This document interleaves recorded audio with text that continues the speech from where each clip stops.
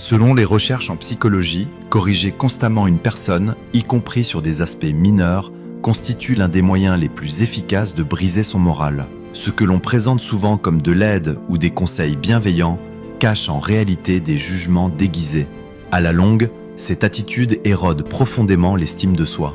Prenons l'exemple d'un enfant autrefois plein de vie et de curiosité. Avec le temps, il peut devenir silencieux, apathique, voire anxieux. Ce n'est pas par manque de volonté, mais parce qu'il a été trop souvent repris. Le cerveau humain est conçu pour apprendre de manière autonome, notamment grâce aux neurones miroirs. Mais lorsqu'on est constamment interrompu ou redressé, ce mécanisme naturel s'étiole. À force d'entendre des remarques comme « ce n'est pas bien, fais plutôt comme cela » ou encore « non, pas de cette façon », on finit par intérioriser un sentiment d'incapacité. Ces petites phrases s'accumulent silencieusement, jusqu'au jour où l'esprit dit « assez, je n'essaie plus, je reporte tout, j'évite de choisir ».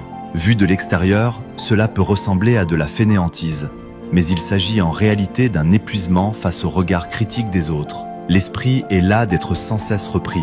Ce phénomène ne concerne pas uniquement l'enfance. Dans les relations amoureuses, amicales ou professionnelles, la critique permanente se dissimule souvent derrière une apparente sollicitude. Peu à peu, on cesse de se livrer, on dissimule ses émotions et l'on commence à se sentir inutile. Si vous avez été élevé par des parents très exigeants ou si vous vivez aujourd'hui avec une personne qui vous reprend continuellement, sachez que ce comportement révèle souvent une peur profonde du chaos et de l'imprévu. Pour s'en libérer, il est essentiel d'apprendre à poser des limites claires, car dès que l'on retrouve la valeur de sa propre parole, plus personne ne peut nous détruire sous couvert de vouloir nous aider.